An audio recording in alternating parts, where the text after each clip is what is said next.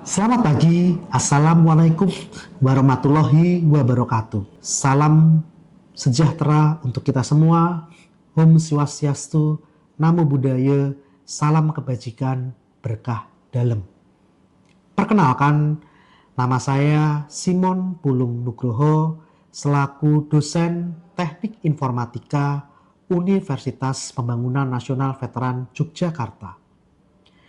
Pada kali ini, perkenankanlah saya membacakan rencana pembelajaran semester pada mata kuliah Rekayasa Perangkat Lunak. Mata kuliah Rekayasa Perangkat Lunak adalah mata kuliah Prodi Informatika yang diselenggarakan pada semester 3 atau semester ganjil dengan bobot 3 SKS. Mata kuliah ini memiliki dua capaian pembelajaran lulusan, di mana capaian yang pertama atau CPL yang pertama adalah menguasai konsep teoritis bidang pengetahuan ilmu komputer atau informatika dalam mendesain dan mensimulasikan menerapkan aplikasi teknologi multiplatform yang relevan dengan kebutuhan industri dan masyarakat. Dan CPL kedua adalah mampu menganalisis, merancang, membuat, dan mengevaluasi perangkat lunak dengan mempertimbangkan kebutuhan pengguna dan perkembangan ilmu transdisiplin.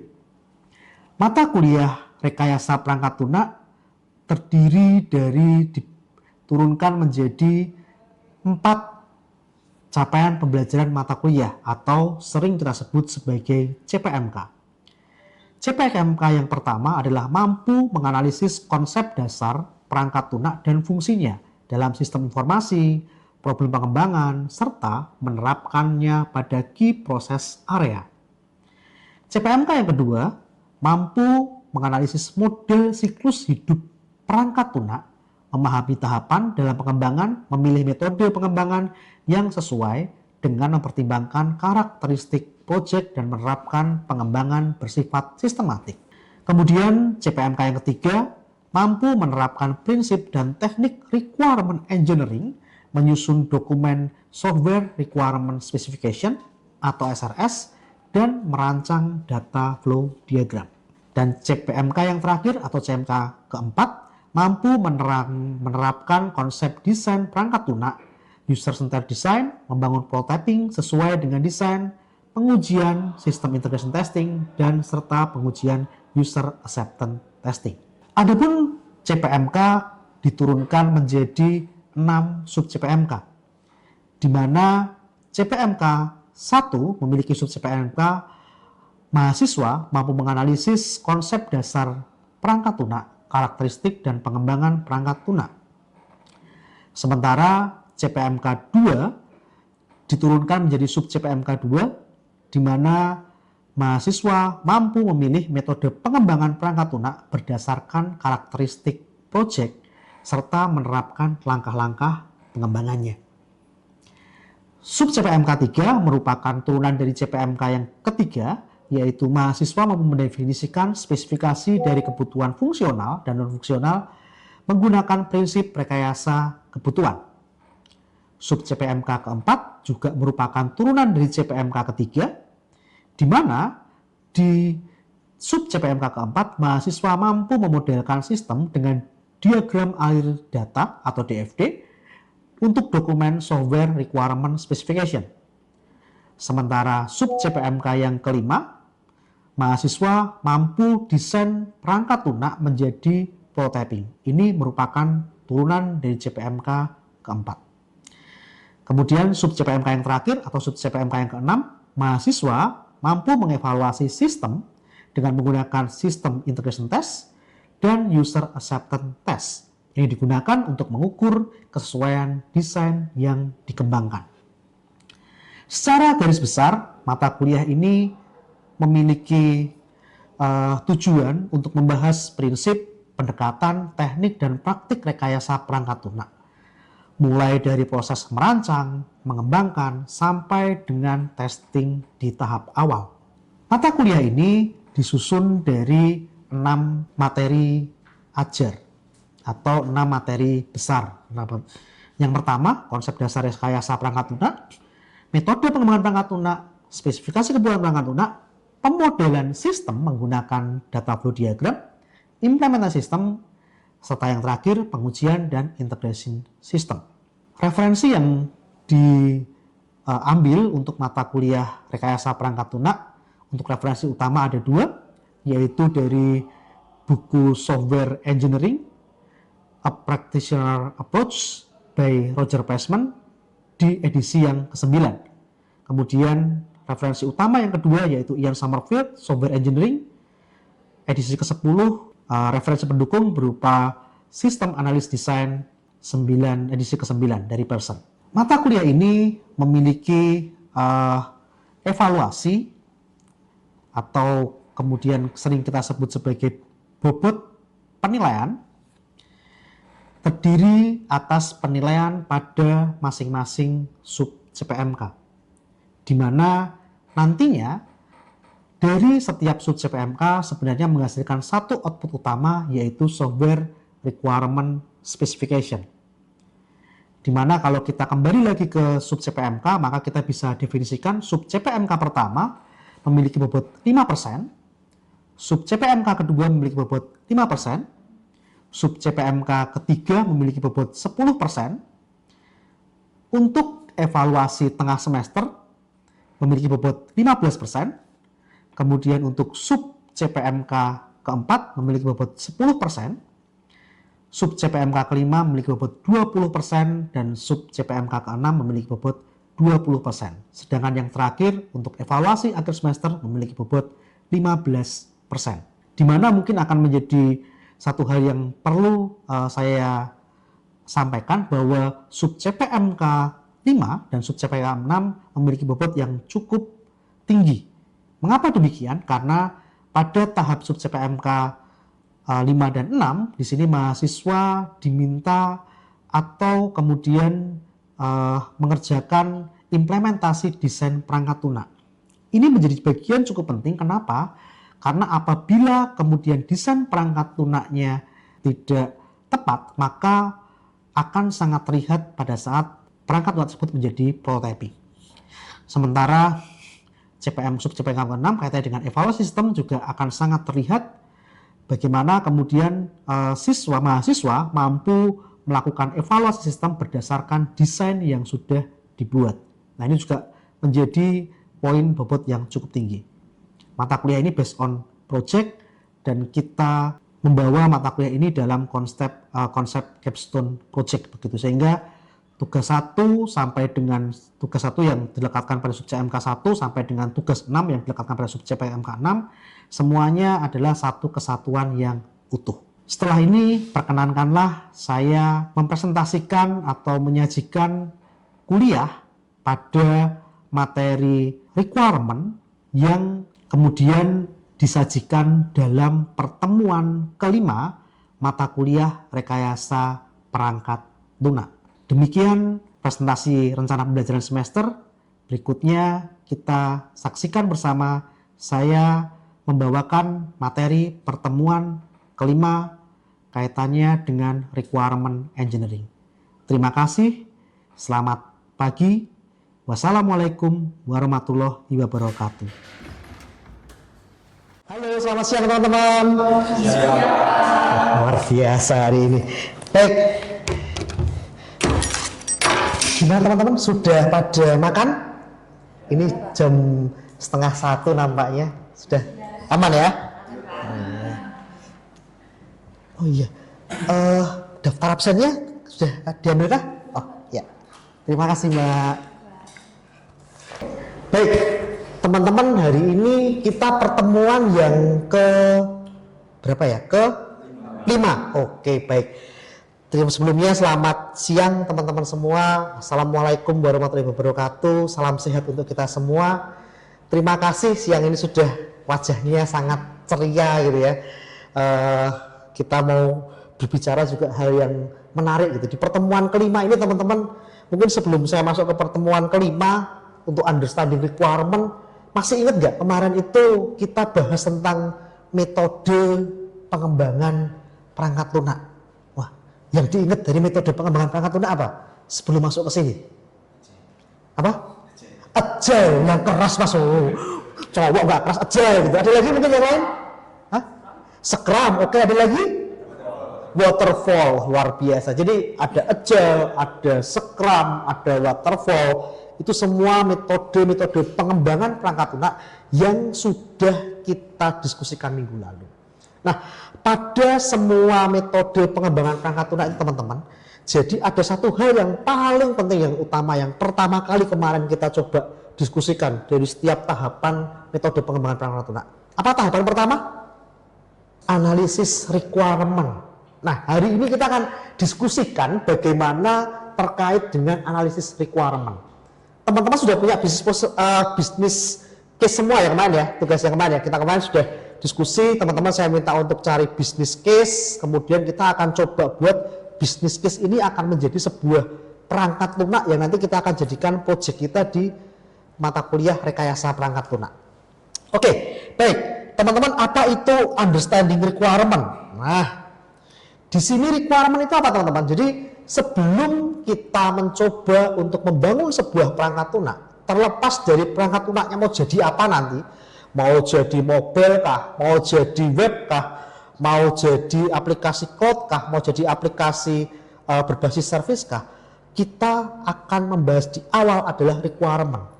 Kira-kira secara bahasa Indonesia requirement itu artinya apa?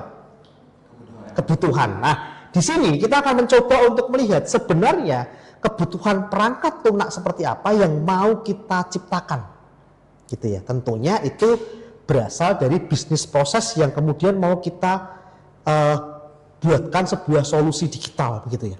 Oke, nah teman-teman, ketika kita membuat sebuah sistem, tentunya kita harus mendefinisikan layanan seperti apa yang mau kita buat, gitu ya. Nah, ini sama seperti kalau kita mau belanja komputer teman-teman di pameran gitu ya. Wah, itu akan banyak sekali. Kalau tidak kita spesifikasi, saya pengen komputer yang seperti apa ya? Mau komputer untuk game kah? Mau komputer untuk ngetik kah? Mau komputer untuk desain kah? Pasti akan punya beda-beda spesifikasi. Nah, sama juga kalau kita bicara tentang sebuah layanan aplikasi. Maka kita harus punya batasan nih. Nah, batasnya dibatasi dari apa? Batasannya dibatasi dari bagaimana bisnis proses itu kemudian akan membatasi apa yang harus kita kembangkan. Fitur seperti apa yang paling dibutuhkan gitu ya. Nanti kita akan lihat. Nah, di dalam requirement ada beberapa karakteristik. Necessary, concise, unambiguous, quantifiable, testable, dan visible gitu ya. Necessary artinya penting atau dibutuhkan oleh pengguna. Kemudian concise artinya mudah dibaca dan dipahami. Artinya gini teman-teman, kalau kita bicara dari 1, 2, 3, 4, 5, 6, apakah sudah bisa dibayangkan terlebih dahulu? Saya necessary pasti yang kemudian punya karakteristik fitur yang paling penting. Concise, mudah dipahami, dibaca. Jadi requirement itu harus bisa dipahami. Misalkan user dapat melakukan akses pada fitur profile. Nah, kemudian unambiguous, hanya memiliki satu interpretasi. Jadi supaya tidak mengawang-awang gitu ya teman-teman. Yang namanya requirement itu harus memiliki fitur yang jelas. Oh, kalau dia bisa login, harus seperti apa? User harus memasukkan username dan password untuk dapat melakukan login gitu ya. Kenapa? Karena yang namanya requirement kadang-kadang itu unambigu gitu ya. Contohnya apa sih? Contohnya kalau saya bilang gitu ya, wah Pak Simon ini suka wanita cantik gitu ya. Wah mungkin teman-teman di sini bayangannya macam-macam gitu ya. Ada yang mungkin bilangnya, wah mungkin yang dibayangkan Pak Simon tuh kayak Luna Maya gitu ya. Kaitannya dengan cantiknya itu ada ambiguous. Jadi requirement juga tidak bisa seperti tadi kalau kemudian hanya bilang user dapat melakukan akses profile gitu misalkan. Ini profile yang seperti apa nih? Profilnya sendiri atau profile banyak orang gitu ya. Jadi harus bisa spesifikkan. Yang namanya requirement itu teman-teman harus kemudian terukur. Misalkan requirement-nya bilang akses aplikasi maksimal 2 detik setelah di request. Maka batasan untuk stress testnya ketika klik 2 detik dia harus muncul. Itu harus kelihatan. Kemudian testable artinya dapat diuji teman-teman. Nah, di sini kalau kita bicara tentang requirement dapat diuji, artinya setiap requirement yang teman-teman tentukan itu masing-masing ada model pengujiannya, gitu ya. Ada yang tahu nggak kalau pengujian paling gampang itu pakai metode apa? Pakai apa itu? Apa mas? Unit test. Wah, yang keras mas. Kadang-kadang kalau terlalu lembut itu saya masih digemeter gitu ya. Ini cowok kok lembut gitu ya. Oke, unit test. Oke, bisa juga kayak gitu. Kemudian visible dapat direalisasikan. Kira-kira bayangannya seperti apa kalau visible itu? Requirement itu visible dapat direalisasikan. Artinya gimana? Jatuh, Mbak. Saya ambilkan. Apa kira-kira? Visible kira-kira bayangannya kayak gimana? Emang bisa untuk dijadikan sebuah sistem. Iya, betul. Bisa dijadikan. Apa? Wah, benang memang ada ujungnya. Secara mudah visible. Contoh misalkan, dia butuhnya sistem kasir, gitu ya. Tapi kadang-kadang bisa ngalang-ngalang gitu. Oh, saya itu butuhnya jualan bakso, Pak, untuk kemudian sistem kasir supaya ketika saya ketik di sini di dapur itu tukang masak saya bisa nyiapkan, oh baksonya sekian. Nah, kadang-kadang awalnya ini sistem bakso, tapi saya pengen kemudian butuh saya sistem bakso. Tapi bisa nggak ya Pak ya? Kemudian saya nanti pengennya sistem ini juga langsung bisa memprediksi orang ini pengennya apa gitu. Gimana itu nggak visible gitu ya? Ya mungkin bisa aja dengan mesin AI dan sebagainya mungkin bisa gitu ya. Tapi itu nggak visible untuk kemudian kebutuhan dia, requirement-nya sebagai sebuah kasir bakso gitu ya. Itu artinya visible. Di sini kalau kita lihat fungsional requirement, kemarin kita sudah singgung sedikit. Itu konsepnya adalah sistem itu dapat melakukan validasi username dan password. Jadi gini teman-teman, di dalam fungsional requirement, saya mau sedikit menerangkan visual requirement. Fungsional requirement itu gini, misalkan contoh misalkan ada orang yang kemudian dia itu tugasnya adalah mengantarkan barang. Ya, dia mengantarkan barang, kurir gitu ya, kayak sekarang kurir. Kemudian kurir ketika dia mengantarkan barang ke ke klien, nah biasanya kurir ini kalau secara manual dia ambil sebuah kertas, kemudian kertas itu ditandatangani, Pak barang sudah diterima ya, tanda tangan gitu ya. Nah di sistem kita akan coba representasikan menjadi sebuah requirement. Sistem dapat apa? Oke, saya ulang. Pernah pesan Shopee kan? Yes. Nah, Shopee sekarang setiap kali minta tanda tangan nggak kalau teman-teman menerima pesanan Shopee? Enggak kan? Nah, tapi diapain? Kurirnya ngapain? Mengirim foto. Oke, nah itu secara requirement bilangnya gimana? Sistem dapat melakukan validasi. Nah, validasi penerimaan barang. Oke. Nah, ini yang dikatakan sebagai fungsional requirement, teman-teman. Di dalam fungsional requirement tentunya ada non-fungsional requirement. Fungsional requirement adalah sistem dapat melakukan validasi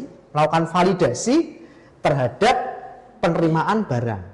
Nah, kira-kira kalau kemudian ini kita lekatkan yang namanya non-functional requirement. Non-functional requirement itu artinya adalah sistem, kalau kita lihat bagaimana dia tetap harus beroperasi secara optimal. Nah, betul. Kecepatan validasi maksimal misalkan 5 detik atau 3 detik. Nah, ini yang dikatakan sebagai non-functional requirement. Oke ya? Luar biasa nih. Ada yang mau tanyakan dulu nggak sampai sini? Ada yang mau tanyakan dulu nggak? Oke, silakan.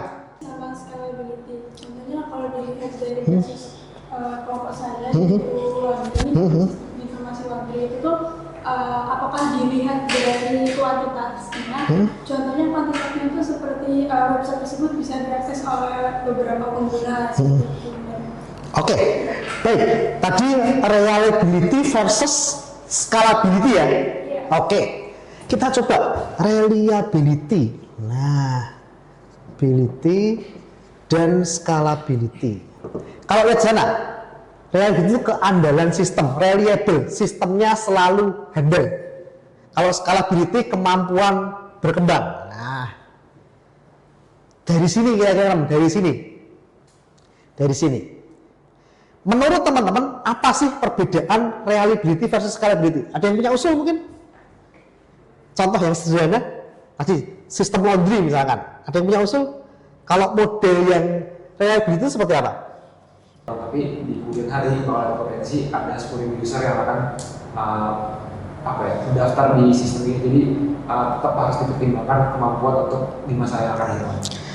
Secara konsep betul, tetapi kalau kita menulis ini sebagai non-functional requirement kurang tepat. Gimana menuliskan non-functional reliability dan scalability? Kasusnya di laundry tadi. Reliability artinya keandalan sistem. Sistem itu andal kalau ngapain sih? Misalkan sistem laundry dapat menangani transaksi, nah misalkan menangani transaksi 1000 per detik misalkan, wah ini namanya handal gitu ya, satu transaksi 1000 transaksi per detik atau 100 transaksi per detik, nah itu namanya handal. Jadi keadaan itu reliable itu artinya dia dapat diandalkan konsisten, menangani 1000 per detik, wah ini handal. Nah kalau scalability gimana? Sistem terus berkembang. Kira-kira kalau teman-teman berkembang itu ngapain sih? Teman-teman merasa selama ini berkembang kah? Dari bayi sampai besar itu ngapain berkembang artinya? Nah, ada fitur baru gitu ya. Yang tadinya nggak ada rambutnya, dia ada rambutnya gitu ya. Ini kepala ya rambutnya. Nggak ada, dia ada rambutnya gitu ya. Nah, artinya sini juga salah. Artinya kalau kita bilang scalability itu bagaimana kemudian sistem dapat melakukan atau sistem dapat menambahkan plugin baru. Oke. Kira-kira kalau kemudian saya bilang non-fungsional, sistem dapat menambahkan plugin baru, ini berpengaruh pada apa nanti? Kalau teman-teman bikin aplikasi saat ini, udah dapat programan web ya, nah, teman-teman bikin programan web, udah jadi sistemnya. Kira-kira langsung bisa tambah plugin nggak? Nggak bisa. Kenapa nggak bisa? Ada yang tahu nggak? Teman-teman bikin program nih, mau nambah plugin, nggak bisa pak. Kenapa nggak bisa? Beda kalau teman-teman install aplikasi-aplikasi yang memang support plugin. Kenapa sistemnya teman-teman nggak bisa nambah plugin?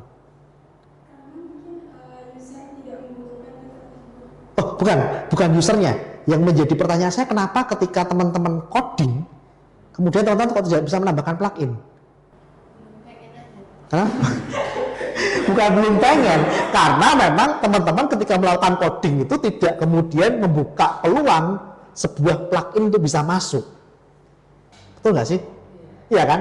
Kalau dari awal kita settingnya meja dan kursi ini nggak bisa dilepas-lepas, ya sudah, dia nggak bakal bisa diteko. Betul nggak sih? Ya kan? Tapi kalau dari awal kita setting, oh meja ini bisa dilipat, tentunya kita akan bikin engsel-engsel yang kemudian dia bisa kita lipat. Nah artinya baik scalability ataupun reliability nanti ketika kita bicara ke proses pengembangan perangkat lunak, maka dia akan berpengaruh pada bagaimana kita mengembangkan sistem secara teknikalnya. Nanti kita akan diskusikan lagi di topik bahasan tentang development atau implementation gitu ya. Ini di fungsional dan non fungsional requirement. Oke, baik teman-teman, dari requirement ini tadi ada pertanyaan dulu yang mungkin masih ada di benak teman-teman. Tadi udah bahas beberapa hal nih. Ada pertanyaan dulu. Silakan.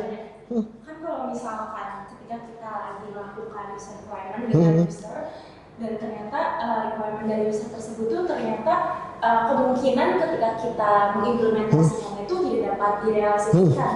Nah, lalu bagaimana hal tersebut Pak? Apakah kita harus berkomunikasi dengan user tersebut atau kita langsung menghapuskannya saja? Oke, baik. Nah, pertanyaan yang bagus, ternyata saya nyenggol kabel teman-teman. Oke, pertanyaan yang bagus Pak.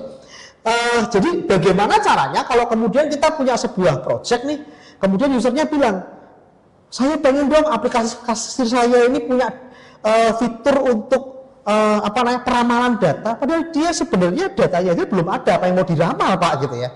Nah, kalau kemudian kita ketemu requirement yang dia belum kemudian menjadi hal yang priority atau bahkan tidak mungkin gitu ya secara konseptual, atau kemudian nanti malah menambah sumber daya, menambah waktu dan kemudian tidak efektif, maka hal yang pertama yang harus kita lakukan adalah kembali kepada basic. Kita coba perlihatkan ke user. Artinya tidak boleh kemudian kita bilang, Pak, nggak bisa Pak, gitu ya. Nggak bisa. Kalau saya bilang, Pak, saya berani bayar mahal loh, gitu kan. Nanti saya belikan rumah kalau nggak bisa, bukan gitu ya. Tapi kita kembali ke basic. Kita coba lihat dulu bisnis prosesnya. Nah, di bisnis proses ini, kalau teman-teman turunkan ke fungsional requirement, maka dia akan kelihatan. Oh, bisnis proses yang ini itu butuh fungsional requirement seperti apa. Oh, kemudian kalau fungsional requirement diturunkan, maka dia butuh non-fungsional requirement. Nanti Mas dan Mbak tinggal berkomunikasi dengan kliennya. Pak, ini loh Pak, bisnis proses kita, ternyata yang kita butuhkan tuh hanya ini, gitu ya. Nah, itu dikomunikasikan secara logis gitu ya. Artinya teman-teman nanti bikin bisnis prosesnya juga sudah harus tepat gitu ya. Oke, baik teman-teman, luar biasa sekali kuliah kita hari ini. Kita masuk ke misi kita teman-teman ya. Sebentar teman-teman, mohon tunggu. Nah, kita akan bicara tentang sedikit lagi gitu ya. Kalau kemudian teman-teman nggak berhasil di requirement, itu apa yang terjadi teman-teman? Nah, kalau nggak berhasil di requirement, maka yang kalau kita lihat di sini ada sekitar 10 sampai 100 kali error ditemukan di masa testing. Jadi kalau teman-teman requirement-nya salah, testingnya pasti juga akan salah nantinya. Gitu ya. Dan kemudian kalau 68% proyek gagal karena requirement nggak jelas. Gitu ya. Requirement ini sama seperti orang bikin baju teman-teman. Dia pengennya bikin baju rok tetapi polanya celana. Gitu ya. Itu menjadikan juga kita salah. Oke, baik teman-teman, namanya kuliah kita cukup menarik, tetapi mohon maaf terbatasan waktu teman-teman ya. Jadi kita harus akhiri, tetapi sebelum akhiri kita punya misi yang harus teman-teman selesaikan di tugas requirement ini. Teman-teman, jadi di tugas ini saya ingin teman-teman mencoba untuk melakukan stakeholder analysis dulu. Nah, yang poin 1 dan poin 2 dulu teman-teman. Stakeholder dan fungsional requirement. Jadi kenapa stakeholder? Karena gini, tadi kalau kita bicara bisnis proses kan ada orang-orangnya nih. Nah, teman-teman identifikasi nih aktor-aktor di bisnis prosesnya teman-teman siapa saja, gitu ya. Kemudian setelah itu teman-teman lakukan definisi fungsional dan non fungsional yang tadi sudah kita diskusikan. Oke ya. Nah, nanti penilaiannya gimana gitu ya? Penilaiannya sudah ada persentasenya, nanti bisa dilihat di SPADA teman-teman. Jadi ada kelayakan, kejelasan, dan konsistensi untuk requirement. Nah, seperti yang pernah saya sampaikan teman-teman, requirement ini di dalam poin penilaian kita di proyek rekayasa perangkat lunak itu totalnya 10%. Oke, jadi teman-teman bisa mencoba untuk melakukan requirement. Kelengkapannya apa? Oh, requirement clear, requirement sipil seperti yang sudah saya jelaskan tadi di depan. Gitu ya. Oke, baik teman-teman. Mungkin itu yang bisa kita diskusikan hari ini. Kita akan bertemu lagi minggu depan teman-teman. Harapan saya tugasnya sudah bisa clear, dikumpulkan di hari Rabu ya teman-teman nanti ya. Mohon maaf, ini masih saya tuliskan di ruang dosen. Nanti bisa juga teman-teman submit di SPADA kita. Gitu. Baik teman-teman, terima kasih sudah berapi-api sekali kuliahnya pada siang hari ini. Tidak terasa sudah banyak hal yang kita diskusikan, wacana diskusi cukup menarik sehingga kita bisa sama-sama berproses untuk belajar requirement. Begitu teman-teman, kuliah siang hari ini saya akhiri. Wassalamualaikum warahmatullahi wabarakatuh. Salam sehat untuk kita semua. Selamat siang, terima kasih.